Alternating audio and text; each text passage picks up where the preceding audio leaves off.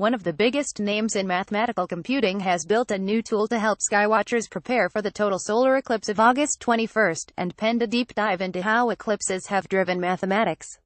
Stephen Wolfram is the founder and CEO of the computation company Wolfram Research, which created the math programming language Mathematica and the browser-based problem solver Wolfram Alpha. He also consulted on the alien language and more for 2016's arrival. The company's latest project, Wolfram Precision Eclipse Computation, is a simple window that takes in a location and puts out a detailed guide of what to expect on August 21st, eclipse timing, and what the sun will look like at every stage. Wolfram's team put together the eclipse calculator in a matter of weeks, but it prompted an excursion into eclipse history that Wolfram explores in a new blog post, digging into a multi-millennium tale of computation.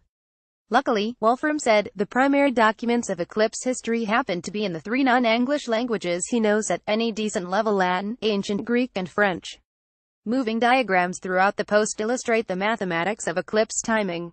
The 8 most famous solar eclipses in history. Space.com talked with Wolfram about what he uncovered on his trek through eclipse history, how measuring the moon has driven science, and what to expect from the new eclipse website, Space.com. So this eclipse project inspired a deep dive into the history of totality for you, right, Stephen Wolfram? I had fun tracking down all this history. I knew a large fraction of this history, but I did not understand the thread of the whole progression of things. What I hadn't fully internalized is how central the problem of the moon was to science for a really long time. It was really through, after science woke up in the 1500s, the problem of the moon was almost a driving force for the developments in physics and mathematics and so on, right up through the end of the 1800s. For me, as a physicist, so to speak, coming of age in the 1970s, the problem of the moon seemed like it was solved. But it turned out it was really a dominant thing for such a long time. It's interesting because it involves so many of the key figures in the development of mathematical physics. It's also interesting that, in a sense, the planets and the moon were almost the thing that got exact science started, because that was the first set of observations that the Babylonians made that could be synthesized into something one might call a scientific theory. Space.com in your blog post goes in detail through that history and how the mathematics and measurements evolved. One interesting point is that the ancient Antikythera mechanism, a calculating device well more than 2,000 years ago, actually had the capacity to predict eclipses. Wolfram, it's such a bizarre piece of history, because we only have this one example of a computing device from antiquity. It seems hard to believe that there was only one of them. It's also an interesting cautionary tale. As we look at ideas and developments that happen today, will any of these be lost in the same way that the Antikythera device was lost? Maybe what happened at the time was there was some particular group of people that was building things like the Antikythera device, and other people just didn't understand what they were doing, and so the whole thing never really took off and then was lost for 1,600 years. It's a remarkably complex device that does a pretty creditable job of saying when the eclipses might be able to occur. It can't confirm that a particular solar eclipse will actually occur, but it gives one the candidate dates. Ancient Greeks built an eclipse predicting computer 2,000 years ago. A Wolfram demonstration depicting the inner workings of the Antikythera device showing a possible eclipse when set to August 21, 2017. Credit Stephen Wolfram. Blog. Space.com. You call it unsettling in the post that it just disappeared like that. Wolfram, you would have expected that, given that that level of advancement had been reached, that tradition would somehow have survived. In the rest of this history, nothing goes backwards like that. Everything else just sort of sequentially builds. That's the one place where we really lost a lot of stuff. Space.com. Jumping forward, Newton's equations could describe the moon's orbit, so why didn't that solve the problem? Wolfram, when he tried to work out the theories of moon, he just couldn't do it, because the math is basically too hard. Newton had a very clunky way of doing calculus. Had invented calculus, but he was still using these geometrical methods, which were very inefficient. His theory, when correctly worked out, gets it right, but his actual calculation was not able to get it right.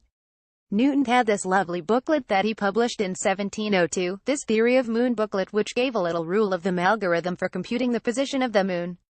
People got really interested in computing the position of the moon because they wanted to solve the longitude problem. Given the formalism that Newton had defined, it was then basically 200 years of extremely serious work in mathematical physics aimed at solving the problem of the moon, to some extent, other planets as well, but the moon is much harder than the problems with other planets because the moon is truly a three-body problem. In the Earth-Moon-Sun system, there are significant gravitational effects between all those bodies. People were filling these hundreds and hundreds of pages with algebraic computation. Personally, that was the kind of thing that I wanted to avoid spending my life doing back when I was a kid, and that's why I started developing things that led to things like Mathematica and Wolfram Alpha. I don't want to be filling hundreds of pages with calculations I just want computers to do that stuff. That wasn't an option in 1800. Space.com. Eventually computers could do it, though, right? Wolfram. Originally the Apollo missions were using English mathematician Ernest Brown's tables. They were basically using a computerized version of Brown's tables from like 1918, tweaked a bit to work out where the moon was going to be. That was good enough for that purpose. But then, NASA started out doing direct integration for the planets, which is an easier case than for the moon. The moon is a particularly nasty three-body problem. And then by the 80s, it's possible to do direct integration also for the moon, although assisted with a bunch of algebraic methods to pre-process the equations to make things easier. In this graphic, the Earth's movement around the Sun over the course of a year is shown along with the moon's exaggerated movement around Earth. The moon appears red when it's close to the plane of the ecliptic, when it is in line with the Sun and Earth. Eclipses can occur when the moon is in that plane and also on the innermost part of the diagram, between Earth and the Sun. Credit Stephen Wolfram blogspace.com, which, skipping over a lot, brings us to your new eclipse calculation website, Wolfram. A few weeks ago, we finally decided, let's do something interesting for this eclipse, and so we decided to actually build, using our technology stack, this website called PrecisionClips.com, where you can basically type in a street address, and it should give you, to the second, when the eclipse will arrive. Space.com. To do that you had to very precisely map out where the user was, exactly what time it is, harder than you think, from the sound of it, the user's elevation and how the light would pass by the moon's irregular contours, you've said. Was it hard to incorporate all of that, Wolfram? Honestly, I think it's remarkable that the mathematical physics actually works. That it's possible to work out something like this that involves real lumps of rock, that it's possible to figure out with that precision what's going to happen. How scientists predict the path of the 2017 total solar eclipse. Space.com. What separates your website from other eclipse calculators out there, Wolfram? The thing that will be really interesting, for the geek crowd, is what we are internally calling the Geek Report, which is not quite ready. It will be a 20-page or more thing which gives information like the light curve predictions and all kinds of other details that come out of the calculation but are probably not of interest to the typical person, but since we're calculated then we might as well show them. I think that will be a lot of fun, and probably, certainly by Monday, that will be ready. Space.com. And come Monday, we'll see how precise it really is, right, Wolfram? I must admit, when you build software that has the feature that you're predicting something where you look out of the window and you see if the calculation is correct, I remember when we were first building things with Wolfram Alpha, you could do simple astronomy type stuff like position of the sun. I'm used to mostly building software where there's an internal computation that has some consistency or not. It's not something where you basically look out the window and see if it's correct. For many years, I've been using as a piece of quality control. We have a sunburn calculation thing which comes from the UV index calculations from satellite data, but I made a point of, whenever I'm out in the sun, I always type in the sunburn thing. I'm skin type 2. It says how long I should be able to be in the sun without putting on sunscreen, and I really believe it. I've been doing personal QA quality assurance of this thing for 7 years or so now, and I'm happy to say, I probably have increased my vitamin D by being out in the sun without putting on sunscreen when I didn't need to, and I haven't, touch wood, gotten sunburned. Here's what scientists have learned from total solar eclipses. Space.com. Are you planning a similar personal test case with this eclipse, Wolfram? Of course. I'm going to Jackson, Wyoming. Space.com. And your calculations will fold into all of those from the Babylonians, through the Greeks, Newton and so on. Wolfram. I don't know of any other scientific epic that's been as long-running as the problem of the moon. It's a thread that goes through the whole history of exact science as it's developed. It's just invisible to us today, because it was kind of solved 100 years ago.